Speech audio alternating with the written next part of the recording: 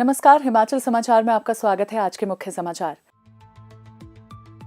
विधानसभा में मॉनसून सत्र के 5वें दिन की शुरुआत प्रश्नकाल से।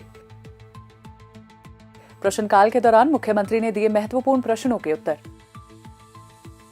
मुख्यमंत्री ने नियम 62 के अंतर्गत उठाए गए विभिन्न मामलों पर दिए वक्तव्य।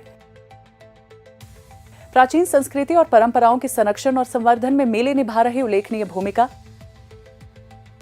विविध संस्कृतियों के संगम को प्रदर्शित करता लादारचा मेला। और अब समाचार विस्तार से। विधानसभा में मॉनसून सत्र के 5वें दिन की शुरुआत प्रश्नकाल से हुई। प्रश्नकाल के दौरान मुख्यमंत्री ने कई महत्वपूर्ण प्रश्नों के उत्तर दिए। गत 3 वर्षों में 31 जुलाई 2025 तक सरकार द्वारा नाबार्ड को कितनी डीपीआर भेजी गई से संबंधित पूछे गए एक प्रश्न के उत्तर में मुख्यमंत्री ने कहा, फॉरेस्ट क्लियरेंस के लिए हमने डीसी के नेतृत्व में एक कमेटी बनाई है। डीसी के पहले, हाँ, मैं पहले डिस्ट्रिक्ट, अगर आपका रोड है तो उसमें फॉरेस्ट के ऑफिसर भी होंगे, वो अपलोड करेंगे और उस अपलोड के बाद वो अपने आप ही उस नोडल एजेंसी के द्वारा परस्यू करेंगे। तो ये एक ईजी करने के लिए हमने बनाया है। तो हर महीने डीसी को दिशा निर्देश दिए कि जिनके भी फॉरेस्ट रोड वाले हैं उसको अपलोड करके भारत सरकार से परमिशन ली जाए। दूसरा ये कह रहे हैं कि 2183 रोड वाला फाइल कोर्ट में केस है, उसकी हमने रिव्यू पिटीशन हमने फाइल की है। कहा है कि इसको एफआर के अंतर्गत हमको परमिशन दे दी जाए ताकि हम उन रोडों को रेगुलाइज कर सकें, क्योंकि रोड तो बन चुके हैं। तो इस दृष्टिकोण से सरकार कार्य कर रही है और निश्चित तौर से डिप्टी कमिश्नर को ये दिशा निर्देश पहले ही मीटिंग में हमने कहा था और मेरे ख्याल काफ़ी रोड हमारे फॉरेस्ट के अपलोड हुए हैं और काफ़ी की परमिशन हमें मिली है। माननीय अध्यक्ष महोदय, बार बार पूर्व मुख्यमंत्री जी कहते हैं कि केंद्र सरकार राज्य सरकारों से टैक्स इकट्ठा करती है, उसके बाद हमारे को पैसे देती है। लेकिन नाबार्ड के मामले में मैं कहना चाहूँगा कि ये भी लोन है, नाबार्ड कोई ग्रांट नहीं है। वो हमारे जो लोन का एक पार्ट है, जो ये कहते रहते इतने 1000 करोड़ का लोन हो गया, तो उसमें भी नाबार्ड एक पार्ट है। नाबार्ड के लोन की एक सीमा है और मैं बताना चाहूँगा इसलिए उस सीमा को तय किया जाता है कि उसको बढ़ाकर 200 करोड़ कर दिया जाए ताकि पिछली जो स्कीमें हैं उन योजनाओं को भी धन की कमी ना रहे। इनके क्षेत्र में ये कहना गलत है कि हमारी डीपीआर नहीं बनाएगी।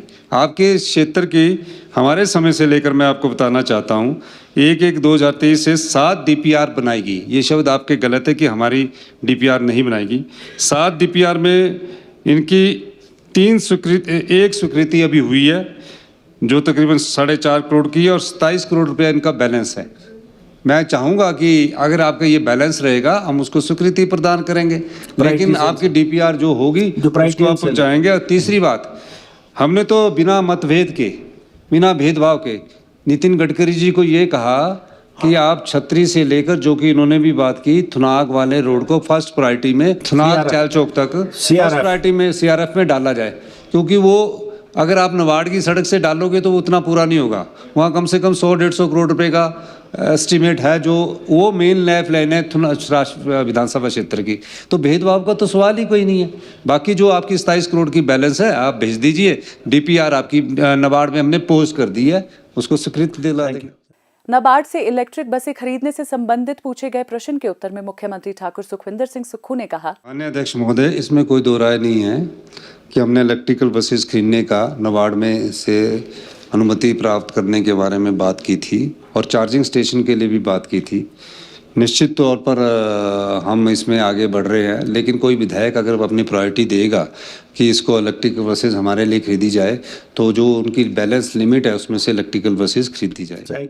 प्रदेश में कैंसर रोगियों की प्रतिवर्ष बढ़ रही संख्या से संबंधित पूछे गए एक प्रश्न के उत्तर में मुख्यमंत्री ने कहा, माननीय अध्यक्ष महोदय, माननीय विधायक राकेश कालिया जी ने एक बच्चे का मामला उठाया है। सरकार के पास जो भी संसाधन है उस बच्चे की मदद के लिए हम करेंगे और जो उनको फंड देना होगा, जो नियमों के परिधि में आता होगा, उतना पैसा हम उनको देंगे। और इसमें कोई दो राय नहीं है कि कैंसर के केसेस बढ़ते जा रहे हैं और प्रदेश में नॉर्थ ईस्ट के बाद अगर कैंसर की पॉपुलेशन रेशियो के हिसाब से अगर पेशेंट का आधार देखा जाए तो 2nd नंबर पर हम आए। हम कैंसर का रोग का उपचार के लिए हिमाचल प्रदेश में भी एम्स की तर्ज पर टेक्नोलॉजी ला रहे हैं। आने वाले अक्टूबर महीने में पेट स्कैन लागू कर दिया जाएगा और उसकी टांडा में भी पेट स्कैन आ जाएगा ताकि बच्चों को इनिशियल स्टेज पर अपने कैंसर का पता लग जाए, इतना भागना पड़े। जो इन्होंने मदद की बात की है, सरकार उसका ध्यान रखेगी। सभी मेडिकल कॉलेज में इस सुविधा का धीरे धीरे प्रसार किया जाएगा, लेकिन हमारे पास अभी क्या है, आईजीएमसी में भी नहीं है, जहाँ 20-20 साल पुरानी मशीन है, टांडा में नहीं है। तो अब पहले आईजीएमसी, टांडा, फिर नेरचौक, हमीरपुर, चंबा, सब में कैंसर की सुविधा उपलब्ध कराने के लिए हम प्रयासरत रहेंगे। सरकार बनने के बाद हमारी सरकार ने जो रिनाउंड कैंसर के डॉक्टर्स हैं उनकी एक कमेटी स्टेट लेवल पर बनाई है और उसकी मीटिंग होती रहती है। जो इंडिया के one of the best doctors है, उन्हीं से पता लगा कि हमें कैंसर के क्षेत्र में किस प्रकार आगे बढ़ना है।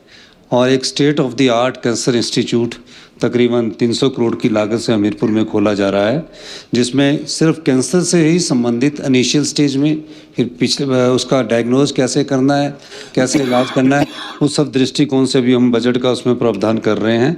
और मेरा ये मानना है कि तब इनिशियल स्टेज पर हम आईजीएमसी शिमला में लीनियर एक्सीलेटर जो उसके इलाज के लिए यूटिलाइज होना है, पैट स्कैन जो इनिशियल स्टेज में हमें पता बताता है कि कैंसर होना है, और लेटेस्ट हाई एंड टेक्नोलॉजी हमारी सरकार खर्च कर रही है। हमारी सरकार का मुख्य औचित्य जो है इस बार 3000 करोड़ के मेडिकल टेक्नोलॉजी के इक्विपमेंट खरीदना है और अच्छी इलाज हो, इनिशियल स्टेज पर पता लगे, इस बारे में सरकार गंभीर है। मैं माननीय राठौर साहब ने जो बात कही है कि कीटनाशक दवाएं और इन यूरिया का ज़्यादा प्रयोग करके भी हमारी सेहत पर फर्क पड़ रहा है, और इसीलिए सरकार ने प्राकृतिक खेती की तरफ ध्यान दिया है। और जो स्प्रे होता है ऊपर, वो कई प्रकार का स्प्रे अब मिक्स हो रहा है, जो रिकॉग्नाइज्ड कंपनियां नहीं हैं वो भी स्प्रे कर रही है। हमारे इसमें भी हम ध्यान रखेंगे। मैं माननीय हॉर्टिकल्चर मिनिस्टर से चाहूँगा कि एक एम्पैनलमेंट इसका किया जाए कि कौन सी कंपनियों से हमें भविष्य में मेडिसिन खरीदनी है। तो कई चीज़ें हैं कैंसर से संबंधित, इस सब की स्टडी की जा रही है और इसकी एक स्टेट लेवल पर पहली बार एक कमेटी बनाई है। मैं चाहूँगा कि आने वाले समय में सभी को इन्वॉल्व करके इस दिशा में हम आगे बढ़ा जाए। विधानसभा सदन में नियम 62 के अंतर्गत विधायक श्री मलेंद्र राजन द्वारा पौंग डैम से लगातार पानी छोड़े जाने के कारण फतेहपुर व इंदौरा क्षेत्रों में आ रही बाढ़ से नुकसान पर वक्तव्य देते हुए मुख्यमंत्री ने कहा, हिमाचल प्रदेश में बीबीएमबी द्वारा निम्नलिखित 3 विद्युत परियोजनाएं संचालित की जा रही है। भाखड़ा जल विद्युत परियोजना, ब्यास सतलुज लिंक बीएसएल योजना, पौंग जल विद्युत परियोजना। यह तीनों परियोजनाएं विद्युत उत्पादन के साथ साथ उत्तर भारत में पानी की जरूरतों को भी पूरा करती है। उक्त परियोजनाओं के बांधों की निगरानी की जिम्मेवारी नेशनल डैम सेफ्टी अथॉरिटी के पास है। राज्य सरकार ने ऊर्जा निर्देशालय के माध्यम से समय समय पर इन बांधों के रखरखाव संचालन के संबंध में निरीक्षण करवाया है। इसके लिए एक उच्च स्तरीय समिति वर्ष 2023 में सेंट्रल वाटर कमीशन के पूर्व अध्यक्ष की अध्यक्षता में बनाएगी। पौंग डैम परियोजना ब्यास नदी पर बनी है, जो कि मुख्यतः पानी की पूर्ति हेतु बनी परियोजना है, जिससे विद्युत उत्पादन भी होता है। इन परियोजना से प्रदेश के निम्न समस्याएं उत्पन्न हुई है। बांध के संचालन और जलाशय के भराव में मानकों के अनुसार क्रियान्वयन न कर पाने या न होने से निचले क्षेत्रों में बरसात के समय तनाव और भय का माहौल बना रहता है। वर्ष 2023 में भी भारी जल बहिराव और जमीन कटने की घटनाएं हुई, जिसमें तकरीबन 2500 लोगों को एयरफोर्स की मदद से सुरक्षित बाढ़ क्षेत्रों से निकाला गया। परंतु बीबीएमबी द्वारा अभी भी बाढ़ प्रबंधन और संचालन हेतु उपयुक्त पग नहीं उठाए जा रहे हैं। बीबीएमबी के पुनर्स्थापना और पुनर्वास कार्य का संतोषजनक स्तर पर काम नहीं हुआ है। बीबीएमबी के अधिकारियों को बार बार अर्ली वार्निंग सिस्टम स्ट्रेंथनिंग और कंट्रोल तरीके से पानी छोड़ने को कहा गया है। इस वर्ष हुए नुकसान के लिए बीबीएमबी को उत्तरदायी ठहराते हुए दिनांक 26/7/2025 को ऊर्जा निर्देशक द्वारा बीबीएमबी के विरुद्ध पुलिस स्टेशन संसारपुर टेरिस में एक एफआईआर दर्ज की गई है।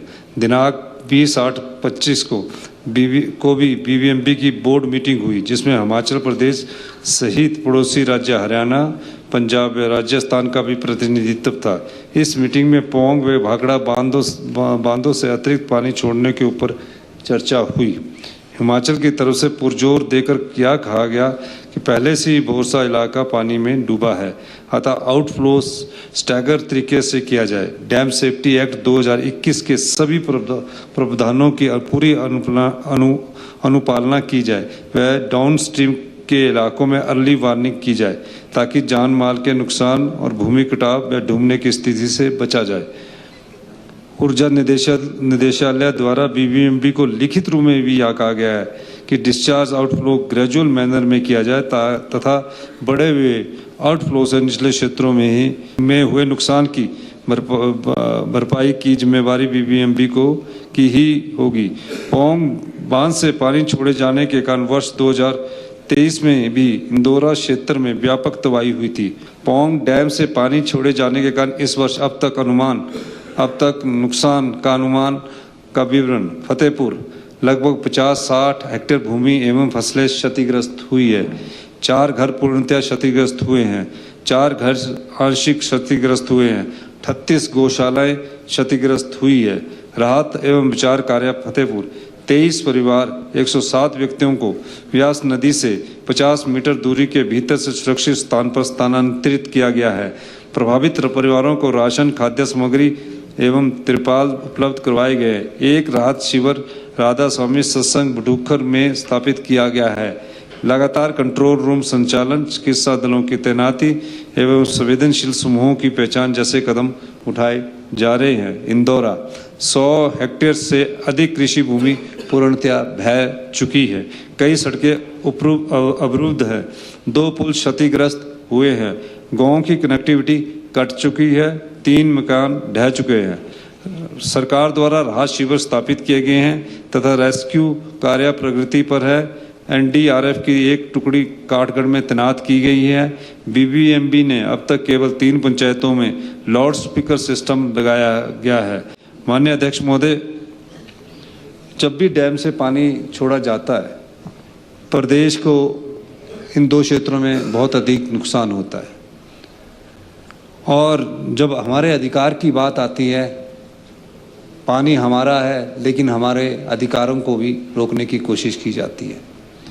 मैंने इस बार कहा है कि एफआईआर दर्ज कीजिए और हमारे विभाग ने एफआईआर दर्ज की है और निश्चित तौर पर जो नुकसान हुआ है हमने कहा कि इस सारे नुकसान की भरपाई बीबीएमबी द्वारा की जाए। लेकिन जब हम नुकसान की बात करते हैं तो उसमें कई अड़चनें डाल दी जाती है। अब बीबीएमबी से हमने 2011 का सुप्रीम कोर्ट का एक फैसला आया है जिसमें उन्होंने हमें 4300 करोड़ रुपए का एरिया देना है। सुप्रीम कोर्ट ने भी फैसला दे दिया, लेकिन साथ लगते जो राज्य है वो उसमें अड़चनें डाल रहे हैं।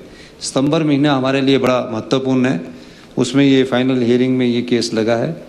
वो उसमें अपने अधिकार की लड़ाई तो हम लड़ेंगे ही, लेकिन पानी हमारा है। पंजाब में तो कोई 5 नदियाँ बहती नहीं है, जो भी पंजाब में पानी जाता है हिमाचल प्रदेश से जाता है। डैम के कारण ऑस्ट्रिच भी हिमाचल प्रदेश के लोग हुए। जितने ज़्यादा हमारे लोग विस्थापित हुए उतने किसी और प्रदेश में नहीं हुए, चाहे वो पौंग डैम की बात है, चाहे वो भाखड़ा डैम की बात है और चाहे और जितने भी डैम बने वो ऑस्ट्रिच हिमाचल के हुए। जब हिमाचल के अधिकारों की बात आती है तो केंद्र सरकार भी उसमें आंखें मूंद लेती है। मेरा ये मानना है कि हमें अपनी लड़ाई लड़नी ही पड़ेगी और निश्चित तौर पर लड़नी पड़ेगी। और इन क्षेत्रों में जो नुकसान प्रत्येक वर्ष बांध के पानी छोड़ने के कारण होता है तो कई परिवारों की तो फसलें उजड़ जाती है, जीवन भर की कमाई उजड़ जाती है। इस सारे मामले को हम गंभीरता से देखेंगे। मैं माननीय सदस्यों को, माननीय कमलेंद्र राजन जी को, माननीय भवानी पठानिया जी को ये आश्वासन देना चाहता हूँ कि आने वाले समय में इस मामले को हम गंभीरता से बैठकर बीबीएमबी से ये मुद्दे उठाएंगे। धन्यवाद। हिमाचल का लाहौल स्पीति जिला प्राकृतिक संसाधनों, सांस्कृतिक और आध्यात्मिक दृष्टि से समृद्ध है। यहाँ आयोजित होने वाले मेले और त्योहारों से लोग क्षेत्र की अनूठी संस्कृति से रूबरू होते हैं। स्पीति में आयोजित होने वाले लदारचा मेले के माध्यम से जनजातीय समुदायों की समृद्ध और विविधतापूर्ण धरोहर को प्रदर्शित किया जाता है। इस मेले में क्षेत्र की विशिष्ट परंपराओं की झलक देखने को मिलती है। प्राचीन संस्कृति, परंपराओं तथा रीति रिवाज के संरक्षण और संवर्धन में मेले एवं त्योहारों का विशेष महत्व है। स्पीति के लदारचा मेले का अपना एक अलग महत्व है। लदारचा मेला लद्दाख, स्पीति और किन्नौर के साथ साथ मैदानी इलाकों की संस्कृतियों के संगम को प्रदर्शित करता है। इस मेले का स्पीति क्षेत्र के लोग ही नहीं बल्कि अन्य जिलों और राज्यों से आए पर्यटक भी आनंद उठाते हैं। व्यापारिक दृष्टि से भी ये मेला महत्वपूर्ण है। इसमें स्थानीय कारीगर और शिल्पकारों को अपनी कलाकृतियों को बेचने का अवसर मिलता है। मेले के दौरान सांस्कृतिक और खेलकूद प्रतियोगिता का आयोजन किया जाता है। ये मेला स्थानीय कलाकारों और महिला मंडलों को अपनी प्रतिभा का प्रदर्शन करने का अवसर देता है। पारंपरिक परिधानों में मंच पर प्रस्तुति देती महिलाएं महिला सशक्तिकरण का भी संदेश देती हैं। हिमाचल समाचार देखने के लिए सब्सक्राइब करें यूट्यूब चैनल हिमाचल समाचार, लाइक करें Facebook page information and public relations department Himachal Pradesh और सीएमओ हिमाचल, फॉलो करें एक्स @DPRHP और सीएमओ हिमाचल, फॉलो करें इंस्टाग्राम @DIPR हिमाचल और सीएमओ हिमाचल, विजिट करें वेबसाइट www.himachalpr.gov.in। इस अंक में इतना ही, कल फिर होगी मुलाकात। दीजिए इजाजत, नमस्कार।